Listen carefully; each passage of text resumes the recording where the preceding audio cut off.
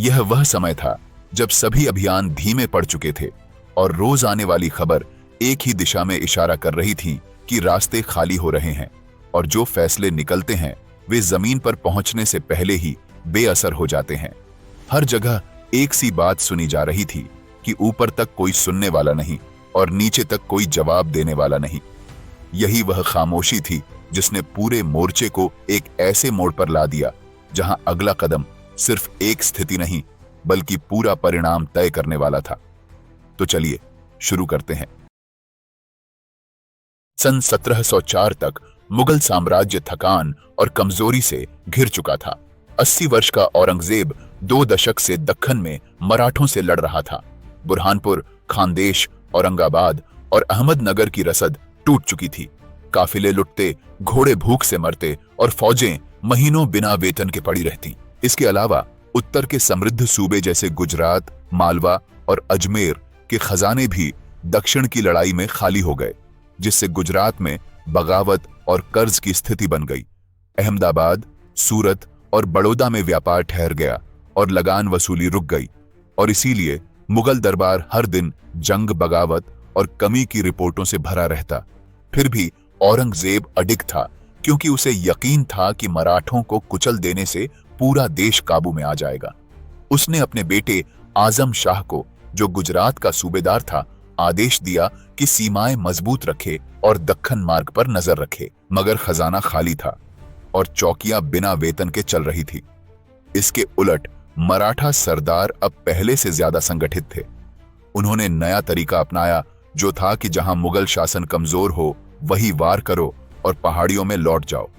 और इसलिए धनाजी जाधव और उनके साथी अब खानदेश की ओर बढ़ने लगे ताकि उत्तर के व्यापारिक मार्गों पर दबाव बने। मराठा घोड़सवार रातों में छापे मारते, रसद जलाते और चौकियां खाली करा देते, जिससे मुगल फौजें बेहाल हो गईं। और इसके वजह से हर अभियान के साथ औरंगजेब को नई फौज और रसद चाहिए होती, पर इलाके अब इस बोझ को नहीं झेल पा रहे थे। मुगलों द्वारा किसानों से अनाज छीना जा रहा था। कई जिलों में भूखमरी फैल गई थी। सिपाही बगावत पर उतर आए। मुगल सलाहकारों ने चेताया कि अगर हालात इसी तरह रहे तो मराठे उत्तर की ओर बढ़कर गुजरात पहुंच जाएंगे। फिर भी बूढ़ा औरंगजेब उम्मीद पर टिके रहा कि एक आखिरी जंग सब कुछ संभाल लेगी। दूसरी तरफ छत्रपति संभाजी महाराज और छत्रपति राजाराम के अभियानों में हिस्सा लेने के बाद धनाजी जाधव सबसे भरोसेमंद सेनापति बन गए। उनकी रणनीति तेजी और लचक पर आधारित थी, जैसे अचानक वार करो, जगह बदलो और दुश्मन को पीछे से मारो। धनाजी जाधव ने साफ देख लिया था कि मुगल ताकत अब केवल कागजों में है और उनके किले भूखे सिपाहियों से भरे हैं और उनका शासन डर पर टिका है। यही कमजोरी अब मराठों की बढ़त का आधार बनी। धनाजी जाधव और उनके साथी खांदेराव दाभाड़े ने तय किया कि अब लड़ाई सिर्फ बचाव की नहीं, गुजरात की ओर बढ़ने की होगी। उन्होंने ये भी कहा कि अगर औरंगजेब दक्खन में फंसा है तो मराठा फौजें उसकी उत्तरी रियासतों पर दबाव बनाएंगी। इस योजना के तहत हजारों घोड़सवारों को लंबी दूरी तय करनी थी और रसद का इंतजाम खुद करना था। धनाजी जाधव ने खांदेराव दाभड़े को बुलाकर नीति बनाई कि अब दस्ते चौथ वसूली के लिए निकलेंगे, यानी किसी सूबे की आमदनी का चौथा हिस्सा सुरक्षा के बदले। इससे मराठा खजाना भी भरता और जनता में यह संदेश जाता कि सत्ता अब उनके हाथ में है। इसके बाद धनाजी जाधव ने खानदेश और बुरहानपुर की ओर रुख किया। उन्होंने सेना को छोटे दस्तों में बांट दिया ताकि मुगल उन्हें पकड़ न सकें। मराठे जहां जाते वहां चौथ की पर्चियां छोड़ते, जो जल्द ही गुजरात और मालवा तक फैल गईं। व्यापारी अब मुगलों के बजाय मराठों से समझौते करने लगे, जिससे मराठों को रसद और जानकारी दोनों मिलने लगी।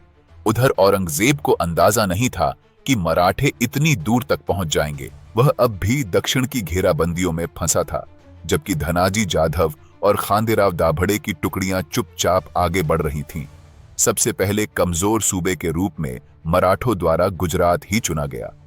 यह वही इलाका था जो कभी मुगल खजाने का सबसे बड़ा स्रोत था, पर अब बिखरने लगा था। और यही सब देखते हुए मराठा जासूस साधु या व्यापारी बनकर अहमदाबाद, सूरत के बीच घूमने लगे।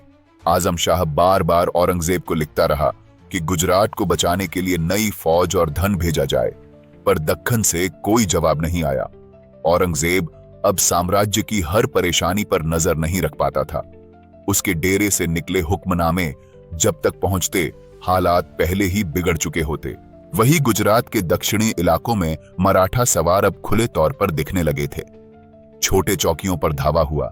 कई अफसर रातों रात किले खाली कर भागे और अहमदाबाद में बैठा आजम शाह रोक नहीं पाया। उसने बची खुची फौजें अहमदाबाद और सूरत की रक्षा पर लगा दी और बाकी सूबे को स्थानीय अफसरों के भरोसे छोड़ दिया। अफवाहें फैल गई थीं कि मराठे जल्द ही पूरा गुजरात ले लेंगे, पर औरंगजेब से कोई मदद नहीं आई। मराठा जासूस हर बदलाव रिपोर्ट करते रहे और धनाजी जाधव पूरी तैयारी में थे। आजम शाह ने आखिरकार सूबे को छोड़कर अपने पिता औरंगजेब से मिलने का फैसला किया। उसने माना कि बिना बड़ी फौज के मराठों से जीतना मुश्किल है। नवंबर 1705 में वह अहमदाबाद का दरबार छोड़कर दक्षिण की तरफ रवाना हुआ। वहां छोड़ी गई फौजें पहले से तनख्वाह और रसद की कमी से कमजोर थीं। जैसे ही आजम शाह निकल पड़ा, गुजरात का प्रशासन नाम मात्र रह गया। आजम शाह का सफर आसान नहीं था, क्योंकि रास्ते में उसे पता चला कि मराठा दस्ते खानदेश तक पहुंच चुके हैं और मुख्य सड़कों पर उनकी टुकड़ियां दिख रही हैं। कई जगह पुराने सराय खाली थे।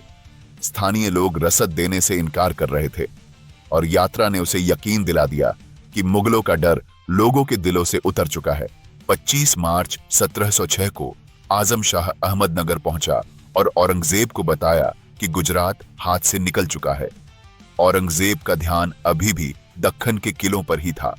उसने कहा कि कुछ महीनों में वापस आकर व्यवस्था संभाली जाएगी, पर हालात उससे बहुत आगे निकल चुके थे, क्योंकि इस समय गुजरात लगभग बिना नेतृत्व के रह गया। अहमदाबाद के अफसर आपस में लड़ने लगे, छोटे चौकियां खाली हुईं और कुछ इलाकों ने मराठों को चौथ देना शुरू कर दिया ताकि गांव सुरक्षित रहे। धनाजी जाधव ने हालात बारीकी से टटोल लिए, क्योंकि उन्हें मालूम था कि हमला किसी भी वक्त शुरू किया जा सकता है। इस बीच आजम शाह के दरबार छोड़ने की खबर मराठों तक पहुंच चुकी थी। उन्होंने समझ लिया कि अब गुजरात में कोई मजबूत सेनापति नहीं बचा। धनाजी जाधव ने अपने दस्तों को खामोशी से खानदेश और ताप्ती के किनारों तक फैला दिया, ताकि जब भी मुख्य सेना निकले, रास्ते सुरक्षित हों। यही वह दौर था जब मुगल फौजों के बीच यह खबर फैलने लगी कि औरंगजेब ने अपने पोते शहजादा बिदरबख्त को जल्द ही गुजरात भेजने का इरादा किया है। लेकिन जब तक वह आदेश दिल्ली से निकलकर अहमदनगर पहुंचता, तब तक मराठों का पहला अभियान शुरू हो चुका था। आजम शाह का प्रस्थान केवल एक यात्रा नहीं, बल्कि उस पतन की शुरुआत था जिसने गुजरात की सुरक्षा की दीवारें गिरा दी। पहला बड़ा झटका मुगलों को बरौड़ा के आसपास लगा, जहां मराठों ने एक ही रात में कई चौकियां तोड़ दी। मुगल अफसरों ने प्रतिरोध की कोशिश की, मगर उनकी टुकड़ियां जल्द ही बिखर गईं। मराठा दस्तों ने शहरों पर कब्जा करने की बजाय अनाज के गोदामों, रसद अड्डों और लगान वसूली केंद्रों को निशाना बनाया। इस हमले का असर यह हुआ कि पूरा सूबा आर्थिक रूप से ठप पड़ गया। कुछ ही हफ्तों में मराठा सेनाएं भड़ोच, पटन और आसपास के क्षेत्रों तक पहुंच गईं। इन इलाकों के कई जमींदारों ने बिना लड़े ही समझौता कर लिया। उन्होंने चौथ देना स्वीकार कर लिया ताकि उनके गांव सुरक्षित रहें। धनाजी जाधव ने कहीं भी बेमतलब लड़ाई नहीं की। उनका मकसद किले जीतना नहीं, राजस्व पर कब्जा करना था। मराठा सिपाहियों को सख्त हिदायत थी कि किसी मंदिर, मस्जिद या व्यापारी घर को नुकसान न पहुंचाएं और सिर्फ सरकारी रसद और मुगल चौकियों को निशाना बनाया जाए। इस बीच अहमदाबाद में बैठे अफसर हालात को समझ ही नहीं पाए। बिदरबख्त को सूबेदारी का आदेश तो मिल चुका था, लेकिन वह अभी भी रास्ते में था। सूबे की रक्षा का काम अस्थायी तौर पर अब्दुल हमीद खान और कुछ स्थानीय सरदारों के हवाले था, मगर रसद खत्म और मनोबल गिरने की वजह से वे किसी बड़े प्रतिकार की स्थिति में न थे। मराठों ने जैसे जैसे अपना दायरा बढ़ाया, गुजरात की जनता का झुकाव उनके पक्ष में होता गया। धनाजी जाधव अब तक यह साबित कर चुके थे कि उनका असली हथियार तलवार नहीं, बल्कि तेज रणनीति है। उन्होंने बिना किसी बड़ी लड़ाई के गुजरात को झुका दिया। मुगल हुकूमत का नियंत्रण अब सिर्फ अहमदाबाद, सूरत और कुछ किलों तक सीमित रह गया था, और इसलिए औरंगजेब ने अपने पोते बिदरबख्त के साथ सफदर खान, नजर अली खान और अब्दुल्ला खान को भी नियुक्त किया ताकि गुजरात में व्यवस्था दोबारा स्थापित की जा सके। अब मैदान तैयार था। एक ओर औरंगजेब की थकी हुई व्यवस्था, दूसरी ओर धनाजी जाधव की तेज और अनुशासित टुकड़ियां। गुजरात की सरहदों से उठी यह चिंगारी कुछ ही महीनों में रतनपुर की लड़ाई तक पहुंचने वाली थी। बिदरबख्त ने तय किया कि अब निर्णायक टक्कर देना जरूरी है, वरना गुजरात का नियंत्रण पूरी तरह हाथ से निकल जाएगा। उसने फैसला किया कि मुगल सेना नर्मदा किनारे बाबा प्यारा घाट के पास डेरा डालेगी और वहीं से मराठों की बढ़त रोकी जाएगी। अब्दुल हमीद खान ने इस योजना का समर्थन किया, मगर बाकी अफसरों के बीच मतभेद जारी रहे। फिर भी बिदरबख्त ने आदेश दिया कि सेना को जल्द से जल्द दक्षिण की ओर रवाना किया जाए। अहमदाबाद से निकलते वक्त उसके पास लगभग 35,000 सिपाही थे, जिनमें पैदल और घोड़सवार दोनों शामिल थे। उसके साथ सफदर खान और नजर अली खान की टुकड़ियां भी थीं, जबकि अब्दुल्ला खान शहर की देखरेख में रह गया। मुगल सेना जब अहमदाबाद से रवाना हुई, उसी वक्त मराठा सवार पहले से नर्मदा के पार चौकियां बना चुके थे। बिदरबख्त के सामने सबसे बड़ी समस्या थी सेना के अंदर का अविश्वास, क्योंकि कोई अफसर दूसरे के आदेश नहीं मानता था। मगर वह जानता था कि अब लौटने का कोई रास्ता नहीं। उसे अपने दादा औरंगजेब को यह साबित करना था कि गुजरात अभी भी मुगल हुकूमत के नियंत्रण में है। इस बीच धनाजी जाधव की नजर लगातार मुगलों की चाल पर थी। उन्होंने अपने जासूसों को आदेश दिया कि बाबा प्यारा घाट की हर गतिविधि की रिपोर्ट दी जाए। उनकी योजना अब साफ थी कि वह मुगलों को वहीं फंसाकर निर्णायक हमला करेंगे। बिदरबख्त की सेना बाबा प्यारा घाट पहुंची तो उसने नर्मदा के किनारे अपना पड़ाव डाला। यह इलाका पहाड़ियों और झाड़ियों से घिरा था। बीच में नदी की चौड़ी धारा और उसके उस पार मराठा दस्तों की हलचल साफ दिखाई दे रही थी। लेकिन मुगलों की समस्या घटने वाली नहीं थी, क्योंकि सफदर खान और नजर अली खान के बीच अब मतभेद खुलकर सामने आ चुके थे। सफदर खान का कहना था कि पहले रसद जमा की जाए और चारों तरफ के गांवों से अनाज और चारा लूट लिया जाए, क्योंकि मराठों के सामने बिना तैयारी के उतरना भारी पड़ सकता है। लेकिन नजर अली खान ने इसे बुजदिली कहा और जोर दिया कि जितनी देर मुगल फौज रुकेगी, उतना ही मराठे आसपास के गांवों से चौथ वसूल कर अपनी ताकत बढ़ा लेंगे। बिदरबख्त इन दोनों के बीच उलझा रहा और कोई ठोस फैसला नहीं ले सका। उधर धनाजी जाधव और खांदेराव दाभड़े की मराठा सेना नदी के पार ऊंचे मैदानों में डेरा डाले हुए थी। मराठों ने नर्मदा पार करने के सभी रास्तों पर नजर रखी हुई थी। वे जानते थे कि मुगल सेना में मतभेद है और जब तक कोई निर्णायक आदेश नहीं आता, तब तक वे वहीं फंसे रहेंगे। इसके बाद धनाजी जाधव ने अपनी टुकड़ियों को सख्त आदेश दिया कि वे सामने से हमला न करें, बस मुगलों को थकाते रहे। उन्होंने छोटे दस्तों को भेजकर मुगल चौकियों पर छिटपुट हमले करवाए ताकि उनका मनोबल गिरता रहे। दिन बीतने लगे और मार्च 1706 का पहला हफ्ता आ चुका था। मुगल फौजें अब 1 महीने से ज्यादा समय से उसी जगह पड़ी थीं। नर्मदा के किनारे उनके तंबुओं में राशन कम पड़ने लगा था। सिपाही शिकायत करते हुए तंबुओं से बाहर घूमते रहते। अब्दुल हमीद खान, जो अहमदाबाद में रहकर प्रशासन देख रहा था, रोज रिपोर्ट मंगवाता और जवाब में चेतावनी भेजता कि सेना को हर हाल में अनुशासन में रखा जाए। मगर दूर दराज के मैदानों में बैठे अफसर उसकी बात पर ध्यान नहीं देते थे। धीरे धीरे यह हालत बन गई कि सेना वहीं रुकी रही, लेकिन कोई कार्रवाई नहीं हुई। मराठों ने इस मौके का पूरा फायदा उठाया। उन्होंने आसपास के गांवों से रसद और कर वसूला और अपने सवारों को नर्मदा के दूसरे किनारे तक फैला दिया। जहां जहां मुगल गश्त निकलती, वहां मराठा दस्ते उन्हें उलझाकर पीछे हटा देते। और ऐसे ही 1 महीने से ज्यादा समय इस इंतजार में बीत गया कि अब हमला कब होगा। न तो बिदरबख्त ने आदेश दिया, न ही सफदर खान बाबी या नजर अली खान किसी साझा योजना पर पहुंचे। नतीजा यह हुआ कि फौज का मनोबल पूरी तरह टूट गया। सैनिकों के बीच यह चर्चा फैल गई कि मराठे अब नदी पार करके किसी भी वक्त हमला कर सकते हैं। इसी बीच धनाजी जाधव ने अपने दूतों को बुलाकर कहा कि मुगल सेना के अंदर अब डर बैठ चुका है और अगर उन्हें यहीं कुछ दिनों और रोका जाए तो वे खुद बिखर जाएंगे। मराठा सेनाओं ने अब नदी पार के मोर्चे पर नए तंबू लगाए ताकि मुगलों को लगे कि हमला बस शुरू होने वाला है। यह मनोवैज्ञानिक दबाव मुगल फौजों पर भारी पड़ा। मुगल फौज के कुछ दस्ते रात के समय तंबू छोड़कर भागने लगे। सिपाहियों में कहा जाने लगा कि बिदर बख्त का नेतृत्व कमजोर है और रसद पहुंचने से पहले हमला करना मूर्खता होगी। हर दिन के साथ स्थिति और बिगड़ती जा रही थी। गुजरात का ये मोर्चा अब एक ठहरा हुआ युद्ध क्षेत्र बन गया था, जहां बंदूकें तैयार थीं, लेकिन आदेश कोई नहीं दे रहा था। बिदर बख्त अब और ज्यादा इंतजार नहीं कर सकता था। मजबूर होकर बिदर बख्त ने मार्च 1706 के मध्य में आगे बढ़ने का आदेश दिया। उसका लक्ष्य था कि नर्मदा पार करके रतनपुर पहुंचना, जो नदी के पूर्वी किनारे पर राजपीपला के निकट था।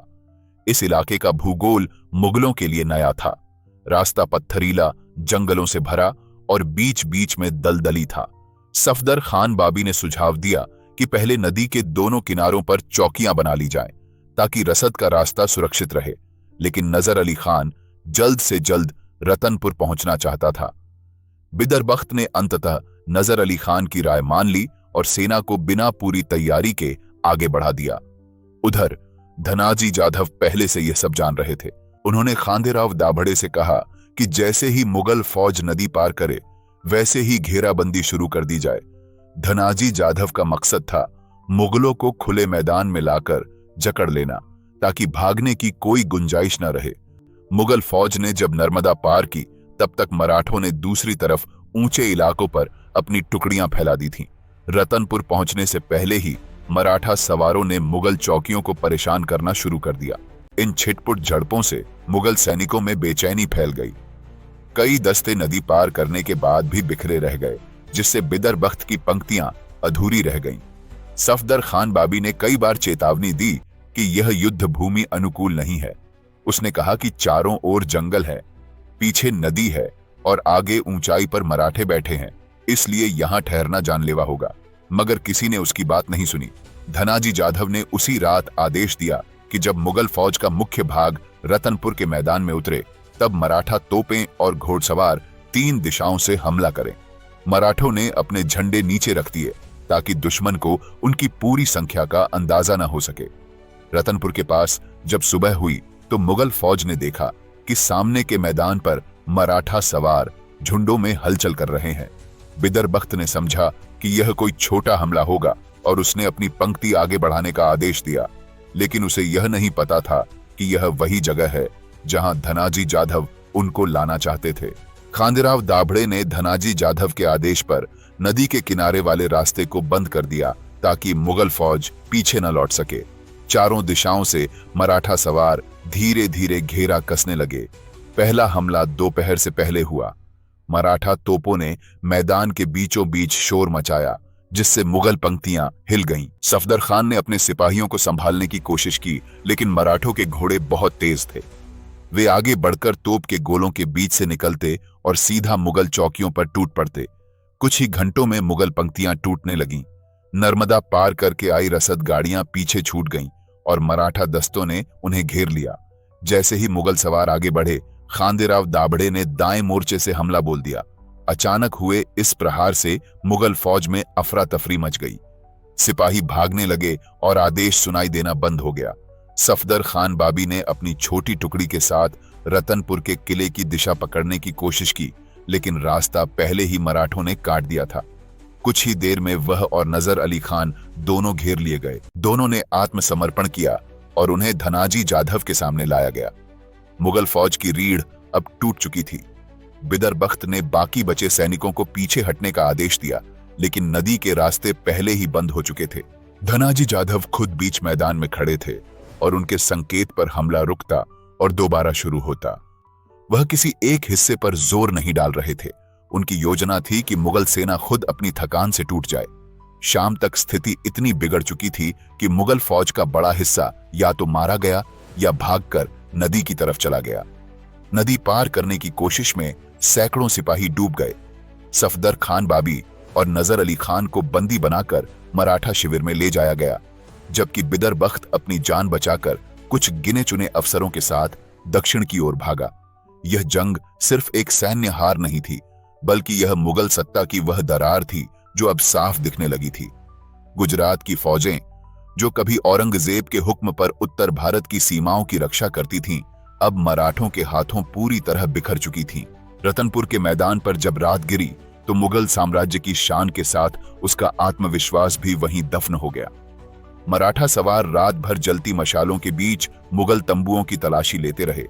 धनाजी जाधव ने आदेश दिया कि कोई सिपाही गांवों या नागरिक बस्तियों को न छुए और सिर्फ मुगल छावनी को साफ किया जाए। धनाजी जाधव ने सफदर खान बाबी और नजर अली खान को मारने के बजाय बंदी बना लिया, क्योंकि वह जानते थे कि इन दोनों के जरिए गुजरात की बचे खुचे मुगल फौजों को दबाव में लाया जा सकता है। बाद में इन दोनों की रिहाई के बदले 8 लाख रुपए की फिरौती तय की गई, एक भारी रकम जिसने मराठा खजाने को मजबूती दी और मुगल दरबार की आर्थिक हालत को और बिगाड़ दिया। छावनी के बीच में पड़ा हुआ बिदरबख्त का मुख्य तंबू अब मराठा झंडे के नीचे था। इसके बाद धनाजी जाधव ने आदेश दिया कि अगले कुछ हफ्तों में आसपास के गांवों और कस्बों से चौथ ली जाए और जिन इलाकों में मुगल चौकियां बची हैं वहां मराठा दूत भेजे जाएं ताकि वे बिना लड़ाई के आत्मसमर्पण कर दें। रतनपुर की हार का असर तुरंत पूरे दक्षिण गुजरात में दिखाई देने लगा। मुगल सैनिक जो नदी पार भागे थे वे बिखर गए। कई अपने हथियार छोड़कर सूरत या अहमदाबाद की दिशा में भागे, मगर रास्ते में स्थानीय लोगों ने उन्हें मदद नहीं दी। खांदेराव दाभड़े ने नर्मदा के किनारों से लेकर राजपीपला की घाटियों तक सभी मार्गों पर नियंत्रण कर लिया। अब मुगल सेना का कोई रास्ता खुला नहीं था। इस खबर ने वहां के अफसरों में दहशत फैला दी। अब्दुल हमीद खान, जो अहमदाबाद में रह गया था, अब खुद एक छोटी टुकड़ी के साथ दक्षिण की ओर निकलने की तैयारी करने लगा ताकि बिदरबख्त की मदद कर सके। लेकिन उसे अभी यह नहीं पता था कि बिदरबख्त की सेना अब मौजूद ही नहीं रही। इसके बाद धनाजी जाधव ने अपनी सेना को वापस इकट्ठा किया और उन्हें आदेश दिया कि अब अहमदाबाद की दिशा में न बढ़े, बल्कि पहले दक्षिण गुजरात को पूरी तरह स्थिर कर लिया जाए। रतनपुर की हार की खबर जब अहमदाबाद पहुंची तो पूरा शहर हिल गया। बाजार बंद हो गए। दरबार में अफसर एक दूसरे से नजरें चुराने लगे। खबर आई थी कि सफदर खान बाबी और नजर अली खान बंदी बना लिए गए हैं और शहजादा बिदरबख्त किसी तरह जान बचाकर भागा है। सूबे के वजीर अब्दुल हमीद खान ने उसी रात सलाह की कि अगर तुरंत मदद नहीं भेजी गई तो मराठे अब अहमदाबाद की तरफ बढ़ जाएंगे।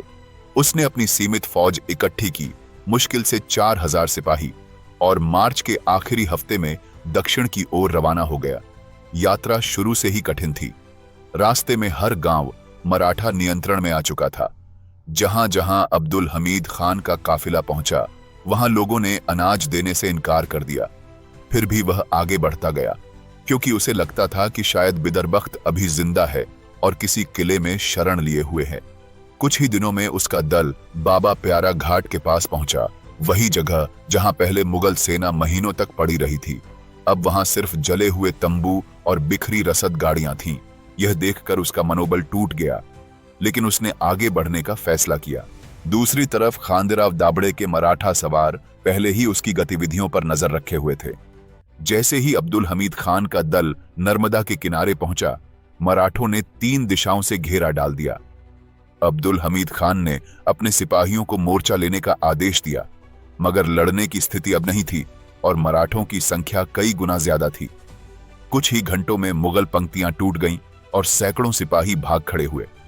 अब्दुल हमीद खान खुद घोड़े से उतरकर नदी किनारे तक पहुंचा, जहां उसे मराठा सवारों ने घेर लिया। वह बिना ज्यादा प्रतिरोध के बंदी बना लिया गया। मराठा शिविर में जब उसे लाया गया तो धनाजी जाधव को पहले ही पता था कि यह वही अफसर है जो अहमदाबाद में शासन संभाल रहा था। धनाजी जाधव ने उससे पूछा कि क्या उसे लगा कि रतनपुर का मैदान मराठों ने छोड़ दिया है। अब्दुल हमीद खान ने कोई जवाब नहीं दिया। उसे कुछ दिन बंदी बनाकर रखा गया, फिर उसके दस्तावेजों और खजाने की तलाशी ली गई। इस गिरफ्तारी के बाद मुगल प्रशासन की आखिरी कड़ी भी टूट गई। अब न तो गुजरात में कोई सक्रिय सेनापति बचा था, न रसद का कोई मार्ग खुला था। अहमदाबाद में खबर पहुंची कि अब्दुल हमीद खान को भी पकड़ लिया गया है, तो वहां के अफसरों ने अपने दरवाजे बंद कर लिए। शहर में अफवाह फैल गई कि मराठे अब सीधे राजधानी पर हमला करेंगे। धनाजी जाधव ने लेकिन ऐसा नहीं किया, क्योंकि उनको पता था कि अहमदाबाद पर कब्जा करना उतना जरूरी नहीं जितना पूरे सूबे पर चौथ लागू करना है। इस नीति से मराठों को दोहरा फायदा मिला, राजस्व भी बढ़ा और स्थानीय समर्थन भी मिला। वहीं मुगल चौकियां एक एक कर खाली होती गईं। कई अफसरों ने अपने पद छोड़ दिए और सूरत की ओर भाग गए। अहमदाबाद में अब सिर्फ कुछ अमीर और परिवार रह गए जो दरबार के नाम पर औपचारिक बैठकों में हाजिरी लगाते थे। उनके पास न फौज थी, न पैसे, न रसद। खांदेराव दाभड़े और संताजी गोरे पाटिल जैसे मराठा सरदारों को रतनपुर और राजपीपला के इलाकों में नियंत्रण की जिम्मेदारी दी गई। उन्होंने नदी पार के सारे मार्ग सुरक्षित किए ताकि कोई मुगल दल दोबारा दक्षिण से प्रवेश न कर सके। कुछ ही हफ्तों में गुजरात के पश्चिमी हिस्से से लेकर नर्मदा घाटी तक मराठा झंडे दिखने लगे। ये सब बिना किसी बड़े युद्ध के हुआ, सिर्फ भय, रणनीति और संगठन के बल पर। वहीं बिदरबख्त, जो अब दक्षिण की ओर किसी अनजान किले में शरण लिए हुए था, अपने पिता आजम शाह को संदेश भेजने की कोशिश कर रहा था, लेकिन रास्ते मराठा नियंत्रण में थे। इस कूटनीतिक जीत ने धनाजी जाधव के अभियान को स्थायी रूप से सफल बना दिया। उधर बिदरबख्त के जीवित होने की खबर अब तक नहीं मिली थी। मुगल फौजों के बचे हुए दस्ते सूरत या बड़ौदा की दिशा में भाग गए, लेकिन वहां भी उन्हें पनाह नहीं मिली। रास्ते में गांवों ने उन्हें रसद देने से इनकार कर दिया, क्योंकि अब लोग मराठों को नाराज नहीं करना चाहते थे। धनाजी जाधव का नाम अब गुजरात में सम्मान और भय दोनों का प्रतीक बन चुका था। इसी दौरान अहमदनगर में बैठे औरंगजेब को गुजरात से आती पराजय की खबरें मिलने लगीं।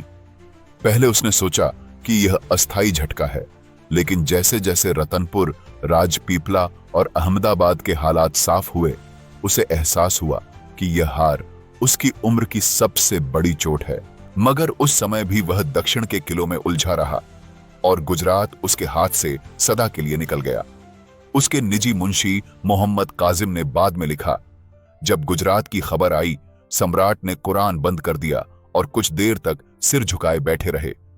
उसके चेहरे पर थकान, निराशा और क्रोध एक साथ दिखाई दे रहे थे। कहा जाता है कि उसी महीने उसने अपने बेटे आजम शाह को लिखा, गुजरात हमारे हाथ से चला गया और वहां से आने वाली आमदनी अब मराठों की है। हमने दक्खन में 20 बरस गवा दिए और हासिल कुछ नहीं हुआ। इसी दौरान धनाजी जाधव ने दक्षिण लौटते हुए अपने दूतों को अहमदनगर के आसपास भेजा ताकि वे मुगल शिविरों की स्थिति पर नजर रख सकें। मराठों के जासूसों ने जो रिपोर्ट दी, उसमें लिखा था, दरबार में सन्नाटा है, औरंगजेब गुस्से में है, मगर उसके पास करने को कुछ नहीं। ये रिपोर्ट आगे चलकर मराठा खेमों में यह समझ पैदा करने लगी कि अब मुगल साम्राज्य केवल समय की बात है। यह वह पल था जब औरंगजेब ने अनौपचारिक रूप से अपनी हार स्वीकार कर ली थी। रतनपुर की जंग, जो शुरू में केवल एक सूबे की हार लग रही थी, अब पूरे साम्राज्य के पतन का प्रतीक बन चुकी थी।